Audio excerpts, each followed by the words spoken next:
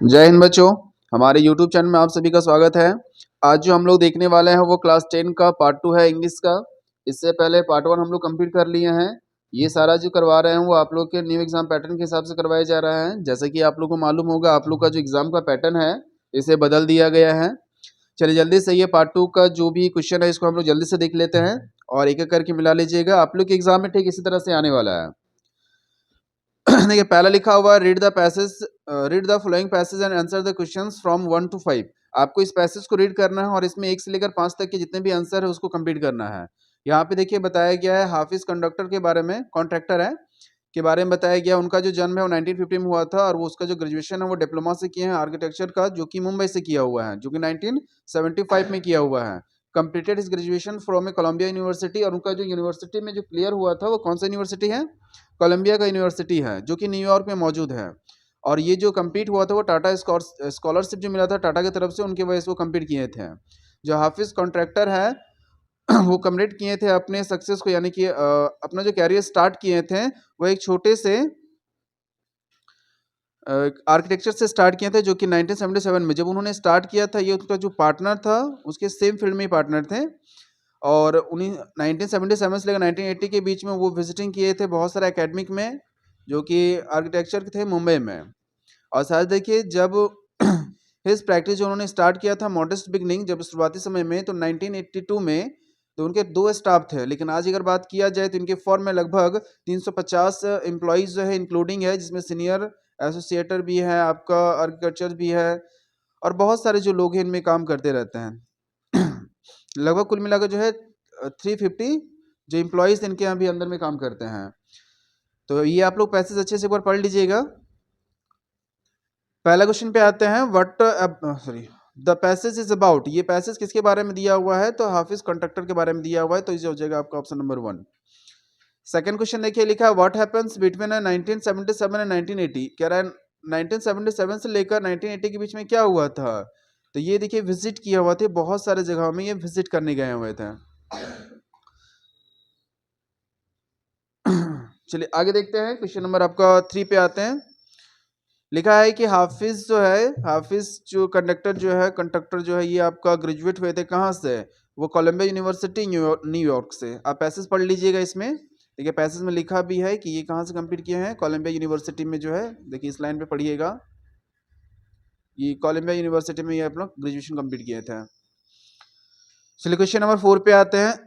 Who are among in 350 employees in Hafiz firm in the same opinion. कह रहा है कि 350 यानी कि 350 एम्प्लॉइज जो यहाँ पे काम करते हैं वो कौन कौन से हैं? तो सीनियर डिजाइनर भी है, स्टाफ भी है, ड्राफ्टमैन भी है, आर्किटेक्चर भी है, सारा का सारा जो इसमें मौजूद है, यानी कि ऑप्शन में हो जाएगा आपका डी। क्वेश्चन नंबर 5 लिखा हुआ है which of the given option is synonym of started. Started का सेमिनन क्या होगा? पर्यायवाची क्या होगा? तो इसका मतलब होता है मॉडेस्ट। मॉडेस्ट का मतलब भी होता है शुरू करना और स्टार्टेड का मतलब भी होता है शुरू करना। इसका ऑप्शन हो जाएगा आपका ऑप्शन नंबर डी। चलिए क्वेश्चन नंबर 5 तक कोई प्रॉब्लम होगा तो बताइएगा। क्वेश्चन नंबर 6 पे आते हैं। 6 आने से पहले देखिए एक पैरा दिया हुआ वापस से, रीड द फ्लोइंग पैसेज। आप इस पैसेज को पढ़िए और आंसर दीजिएगा क्वेश्चन नंबर 6 से लेकर 10 तक। देखिए लिखा हुआ है द एंसेंट नालंदा, यानी कि जो नालंदा के बारे में है, was the centre of lording from the 15th century and the 12th century. कह रहा है कि 5 से लेकर 12वीं सेंचुरी के बीच में, यानी कि 5 to 12 सेंचुरी के बीच में नालंदा यूनिवर्सिटी जो है वो लर्निंग का एक बेसिक पॉइंट था। ये लोकेटेड है कहाँ पर? ये मौजूद कहाँ पर है? राजगीर में मौजूद है, जो कि बिहार का है, जो कि इंडिया में मौजूद है। नालंदा जो है वो सबसे ओल्डेस्ट यूनिवर्सिटी है पूरे वर्ल्ड में, जो डिक्लेयर किया गया है आपका यूनेस्को द्वारा। और ये नालंदा महाविद्यालय भी वहाँ मौजूद है, हेरिटेज साइट है वहाँ भी। और जो नया यूनिवर्सिटी बना हुआ है नालंदा यूनिवर्सिटी, वो इंगेज करता है आपका सिविलाइजेशन के बारे में। तो यहाँ पे जो बताया गया है एक नालंदा यूनिवर्सिटी के बारे में बताया गया, और पुरानी नालंदा यूनिवर्सिटी और न्यू नालंदा यूनिवर्सिटी के बारे में बताया गया है। तो क्वेश्चन नंबर 6 पे आते हैं। Choose a suitable title for a given passage. इस पैसेज जो ऊपर दिया हुआ है आप किनके बारे में पढ़ सकते हैं? लर्निंग सेंटर के बारे में है, या ओल्डेस्ट यूनिवर्सिटी, या नालंदा यूनिवर्सिटी? तो I think Nalanda university better होगा, क्योंकि इसमें क्यों है कि पुराने वाले और नए वाले दोनों नालंदा यूनिवर्सिटी के बारे में बताया गया है, तो मेरे हिसाब से जो है नालंदा यूनिवर्सिटी इसका आंसर होना चाहिए। क्वेश्चन नंबर 7 दिया हुआ है कि S N Nalanda was known as, यानी कि नालंदा को किससे जाना जाता था? एजुकेशन के लिए, बिजनेस के लिए, मेडिसिन के लिए, रूल्स के लिए। तो एजुकेशन के लिए था।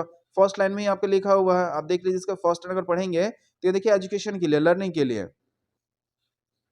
तो लर्निंग तो ऑप्शन में दिया हुआ नहीं, तो एजुकेशन ही हो जाएगा।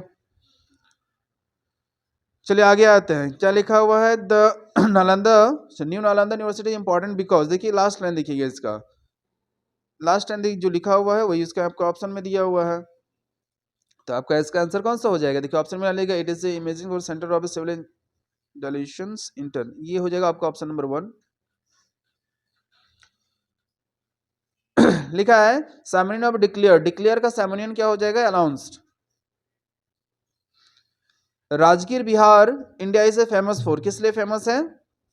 कि वर्ल्ड्स ओल्डेस्ट यूनिवर्सिटी के लिए, रेंस ऑफ नालंदा महाविद्यालय, महावीरा, या इट्स हेरिटेज साइट, या all of this. All is about ही होना ज़्यादा बेटर होगा, अब जिसमें ऊपर लिखा हो सारी चीज़ें जो है सही है। चलिए आगे देखते हैं। लेगा एज्यूम कर लीजिए, मान लीजिए कि आपका नाम जो है सुनील है या सुमन है, आप एक लेटर लिखे हो अपने फ्रेंड को, फ्रेंड का नाम है किरण या करण, कॉन्ग्रेचुलेटिंग कर रहे हैं उनके और इनकी सफलता को लेकर। Complete the informal letter by choosing a suitable given option from 11 to 15, 11 से लेकर 15 के बीच में जो ऑप्शन दिया हुआ उसे हम लोग जल्दी से मिला लेते हैं। देखिए एक लेटर लिखा हुआ है कि आपका नाम इन दोनों में से कोई एक है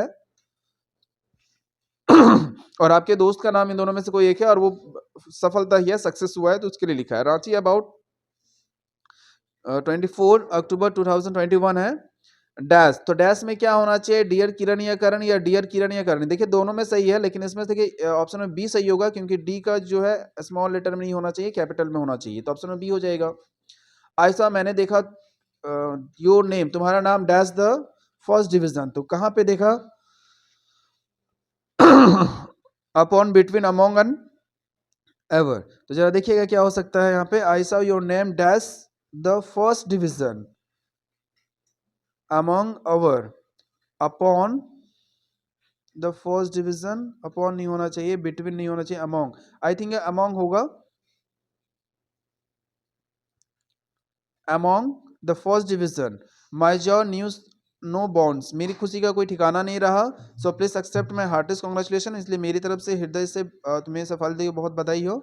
ऑन योर ग्रांड, ग्रांड क्या हो जाएगा? सक्सेस हो जाएगा, ग्रांड सक्सेस, ऑप्शन नंबर 1। तुम्हारे इस ग्रांड सक्सेस की ओर से मैं तुम्हें बधाई देता हूँ।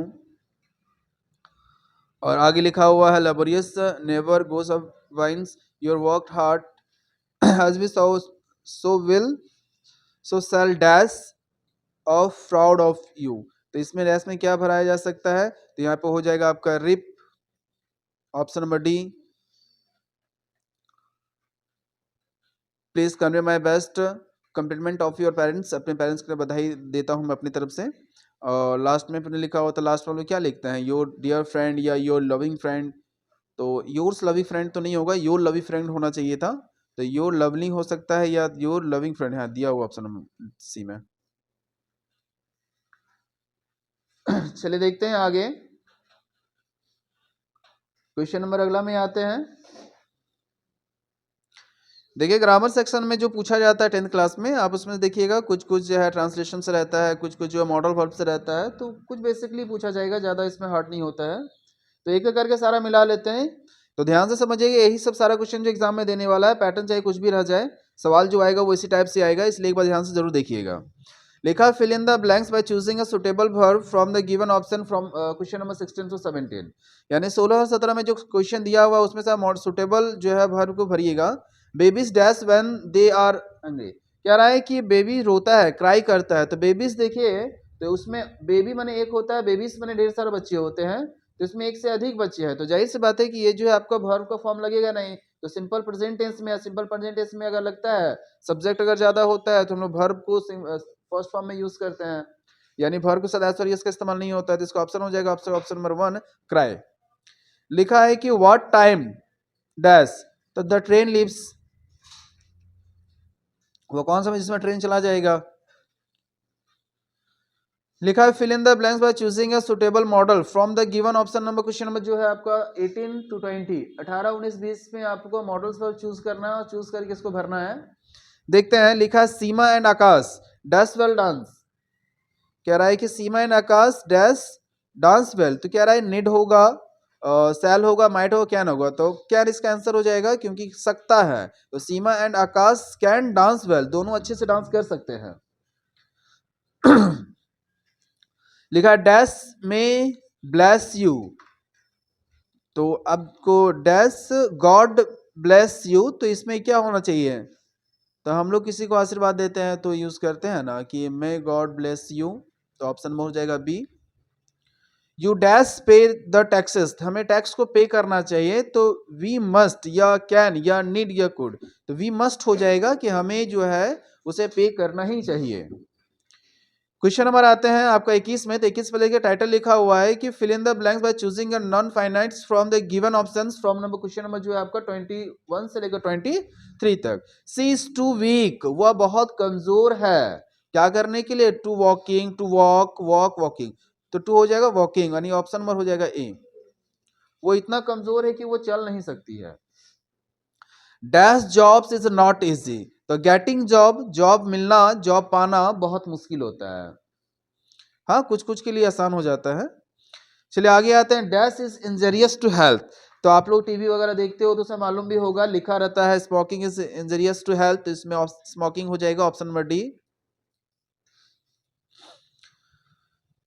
देखिए आगे का, देखिए एक पैरा लिखा हुआ है जो आपके बुक से है, सेम ऐसा ही आपके बुक में भी देने वाला है। लिखा है कि will who are outlays sorry laws not so long ago have today been given the rare privilege to be host of the nation of the world of our soil। तो देखिए ये जो पैरा दिया हुआ है ये आपका चैप्टर 2 से दिया हुआ है, यानी कि इंग्लिश का चैप्टर 2 जो है a long walk to freedom, Nelson Mandela के बारे में। तो इसमें जस्टिफाई किया गया उनके एक स्पीच को, तो उनके स्पीच को इसमें लिखा गया है। तो पैरा आप लोग पढ़ लीजिएगा, हम लोग आंसर पर आते हैं। लिखा है who is narrating the above lines, ऊपर लाइन जो लिखा हुआ है वो किनके बारे में लिखा हुआ है? तो नेल्सन मंडेला के बारे में है, ऑप्शन नंबर ए हो जाएगा।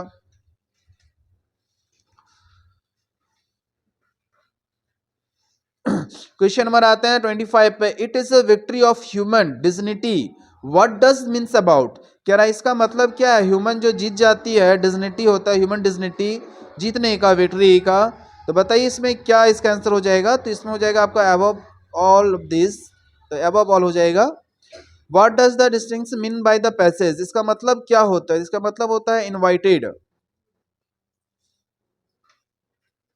क्वेश्चन नंबर आता है 27 पे। Who were the honest guest, कह रहा है कि वहां पे गेस्ट कौन था? तो गेस्ट कौन था? ये पीपुल्स था अफ्रीका के, अफ्रीका के जो लोग मौजूद थे वही लोग तो गेस्ट थे।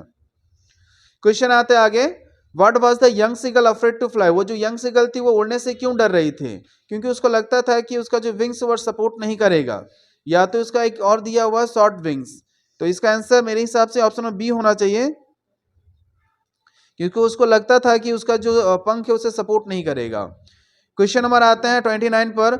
What did Lanco think of the post office employees, Lanco के हिसाब से पोस्ट ऑफिस के एम्प्लॉयज जो थे वो किस तरह के पर्सन थे? वो डिसऑनेस्ट पर्सन थे, उनको ऐसा क्यों लगता था? क्योंकि उसे जो है 70% से मिला था। लिखा है what was Annie's best friend, Annie के सबसे बेस्ट फ्रेंड कौन थी? Kitty, option number B. Which of the given poem is written by the Robert Frost, Robert Frost के द्वारा लिखा हुआ इसमें कौन सा पोयम है? एनिमल्स है कि what to tell wild animals है, या फायर एंड आइस, या अमांडा है? तो इसका आंसर हो जाएगा आपका फायर एंड आइस, जो कि लिखा गया है रॉबर्ट फ्रॉस्ट के द्वारा, fire and ice and dust of snow. देखिए पोयम का आगे लाइन दिया हुआ है, he should be lurking in shadow sliding through long grass near the water hole where plump deer pass. तो इसका पहला दिया हुआ है कि who was written this line, इसको लिखने वाले कौन है? तो लेस्ली लॉरेंस जो है इसके पोएट है। Who is he in this poem, कह रहा है इसमें ही किसके लिए इस्तेमाल हुआ है? टाइगर के लिए इस्तेमाल हुआ है, तो ऑप्शन नंबर हो जाएगा डी। लिखा what does a pump dear, pump means में क्या होता है? पंप मींस फूला फूला यानी फैटी, यानी ऑप्शन नंबर हो जाएगा आपका ए। लिखा where should he according to the extract, इस एक्सट्रैक्ट जो ऊपर दिया इसके हिसाब से जो ही इस्तेमाल किया गया है, ही यानी टाइगर के लिए, तो ये ही कहाँ है? तो जंगल में है, जू में है, पार्क में है, तो जंगल में है, क्योंकि जंगल में ही नदी किनारे वो छिपा हुआ है। आगे क्वेश्चन पे आते हैं, what made the thief come back to Anil, चोर ने ऐसा क्यों किया कि अनिल के वापस चला आया, यानी कि अनिल के पास वो वापस चला आया था, इसका क्या रीजन था? कि अनिल की ऑनेस्टी के कारण, और ये उसे बुरा फील हो रहा था, तो ऑप्शन में ए बी दोनों हो जाएगा। क्वेश्चन नंबर 37 पे आते हैं, लिखा है कि Mrs Pomfrey is responsible for the ट्रिकीस्ट alignment because, वो ट्रिकी की स्थिति को लेकर जो मिसेस पंफ्रे ही ज्यादा रिस्पॉन्सिबल थी, उसका क्यों था? क्योंकि उसे कोई भी एक्सरसाइज नहीं करवाती थी। He does not give him plenty of exercise. Who is the Mrs Pomfrey, Mrs Pomfrey कौन थी? Owner the dog, victim of surgeon, या तो इसमें ऑनर ऑफ डॉग हो जाएगा, डॉग का जो है मालिक थी। 39 पर आते हैं, what work did the thief do for Anil, कह रहा है कि अनिल के लिए वो चोर क्या करता था? तो उसके लिए the thief use for make a T, T बनाता था या मार्केट जाता था, या दोनों करता था या कोई नहीं? तो उसके लिए दोनों ही किया करता था, चाय भी बनाता था और मार्केट भी जाता था। What does I refers the I the thief's story, यहाँ पे आई जो इस्तेमाल हुआ है द थिप्स स्टोरी में, वो किसके लिए इस्तेमाल हुआ है? तो वो हरि सिंह यानी कि उस चोर के लिए इस्तेमाल हुआ है। तो चलिए देखिए, ये टोटल मिलाकर हम क्वेश्चन देख लिए हैं। ये जो है आपका पार्ट 2 था, और इस वीडियो के डिस्क्रिप्शन में पार्ट 1 दिया हुआ रहेगा, आप लोग वहां से जाकर चेक कर लीजिएगा। इस तरह का कुछ और पार्ट्स जो है आप लोग को इंग्लिश का तैयारी करवा दिया जाएगा, तो चैनल के साथ बने रहिएगा। अगर कोई सवाल पूछना हो तो कमेंट जरूर कीजिएगा। फिर मिलते हैं नेक्स्ट वीडियो में। जय हिंद।